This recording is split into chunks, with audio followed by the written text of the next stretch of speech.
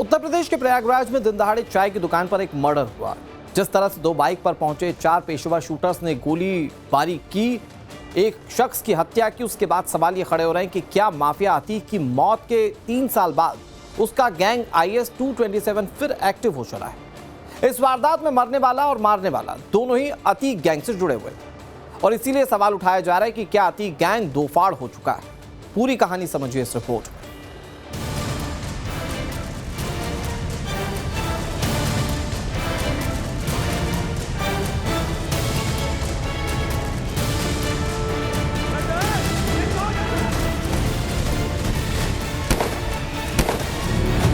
आठ अप्रैल 2026 प्रयागराज में property dealer Irfan का मर्डर। 17 मार्च 2026 प्रयागराज के रेस्टोरेंट में प्रॉपर्टी डीलर की पिटाई।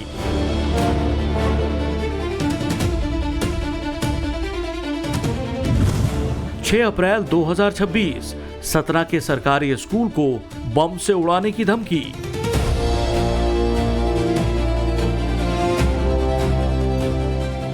स्कूल के नोटिस बोर्ड पर धमकी भरा पोस्टर लगाया, 10 लाख रुपए की रंगदारी मांगी और लिखा कि अतीक मारा गया है, गैंग नहीं।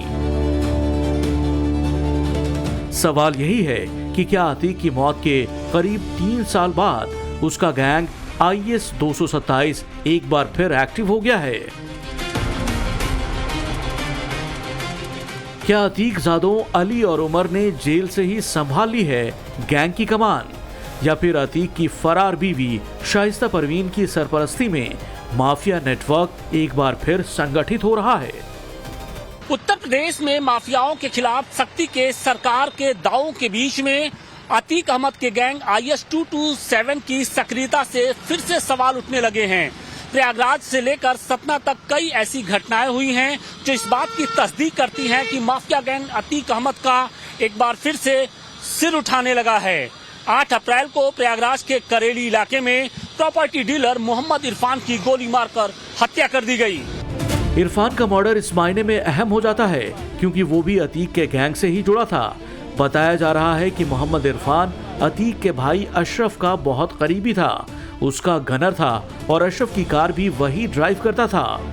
मोहम्मद इरफान ने जब अतीक के भाई का साथ छोड़ा तो प्रयागराज में प्रॉपर्टी डीलर बन गया, मगर उसे क्या मालूम था कि कभी अतीक गैंग में उसका बंदूक लेकर चलना एक दिन उसके लिए मुसीबत बन जाएगा। 8 अप्रैल को जो हुआ उसने 3 साल पहले हुई अतीक अहमद और अशरफ की मौत की याद दिला दी।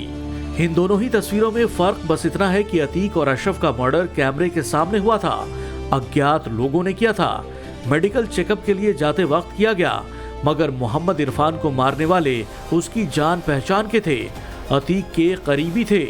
आरोपी कभी उसी गैंग का हिस्सा थे जिसके दम पर इरफान प्रॉपर्टी डीलर बना था। इस हत्याकांड में इरफान के परिजनों ने आसिफ दुर्रानी और उसके भाई राशिद दुर्रानी को नामजद किया है। आसिफ दुर्रानी को अतीक अहमद गैंग का सक्रिय सदस्य बताया जा रहा है जो कि फरार है। ये वही चाय की और पान की गुमटी की दुकान है जहां पर 2 दिन पहले जो है मोहम्मद इरफान जो है चाय पीने के लिए आए थे और यहीं पर ही वो खड़े थे। बताया ये जा रहा है कि जो दुर्रानी है यानी आसिफ दुर्रानी और उसका भाई और अन्य लोग जो हैं 2 मोटरसाइकिल से 4 लोग आते हैं और ये स्पॉट है जहां पर आप देख रहे होंगे चारों तरफ जो है ईंटा रखा गया है, यहीं पर ही वो लहूलुहान होकर गिर गए थे। उनके सीने पर जो है गोली दागी गई, जिसके बाद यहां से जो चारों आरोपी हैं यानी कि जो चारों वारदात को अंजाम देने के लिए आए थे वो यहीं से मौके से फरार हो गए। इरफान जिसका मर्डर हुआ वो अशरफ का करीबी था और आसिफ दुर्रानी जिस पर मर्डर का आरोप है वो अतीक गैंग का एक्टिव मेंबर है। तो इस वारदात के बाद सवाल यही उठाया जा रहा है कि क्या अतीक का गैंग IS 227 दो फाड़ हो गया है? क्या ये दो गैंग के बीच जमीनों की बंदर बांट का मामला है?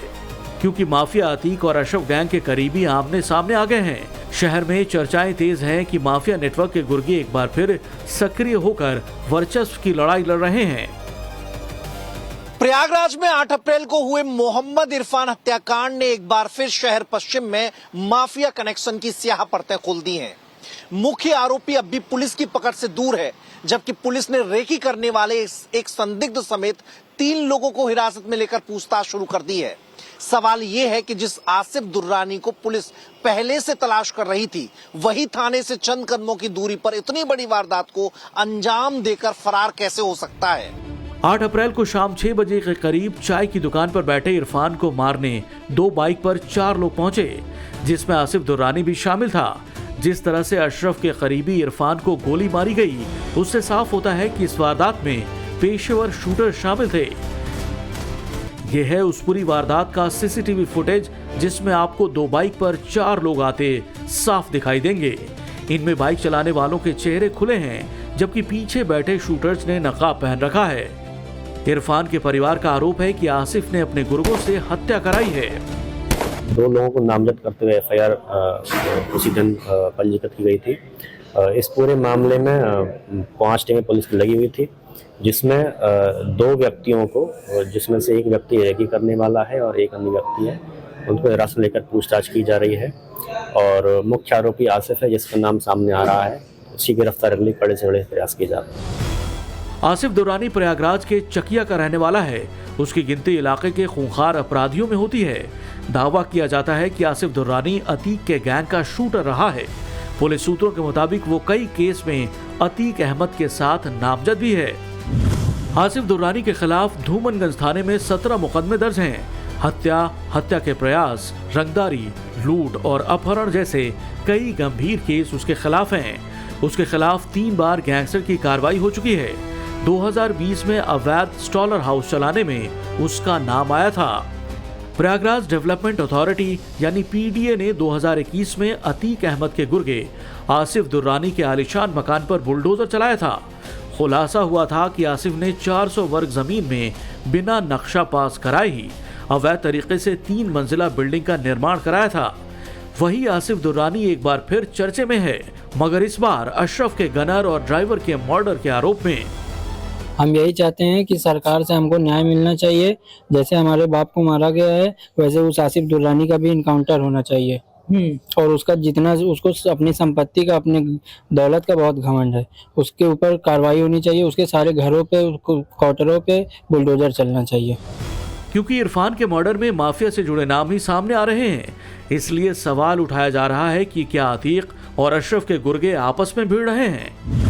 ये सवाल इसलिए भी वाजिब है क्योंकि कई रिपोर्ट्स के मुताबिक अतीक अहमद से अलग अशरफ अपना गैंग चला रहा था। अशरफ के शूटर अतीक के शूटरों से बहुत ज्यादा खतरनाक थे।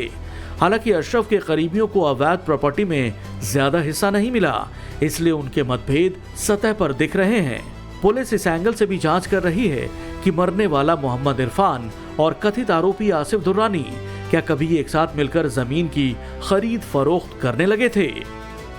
अभी तक क्लियर मोटिव सामने नहीं आया है, लेकिन जैसा मैनुअल इनपुट से पता चल रहा है कि इनका कोई ज़मीनी विवाद पहले से भी था और भी इनके कई सारे आपस में विवाद चले आ रहे हैं, जिनकी वजह से इस घटना को अंजाम दिया गया। आरोपी है क्या वो अतीक गैंग का ऐसी विवाद है? अभी तक क्लियर कट इसमें कुछ एस्टेब्लिशमेंट सामने नहीं आ पाया है। दोनों ही जो आरोपी भी हैं और जो मृतक है, दोनों ही मुस्लिम समाज की गद्दी बिरादरी से आते हैं। प्रयागराज में सुपारी किलर स्टाइल में किया गया इरफान का मर्डर कोई इकलौती घटना नहीं है।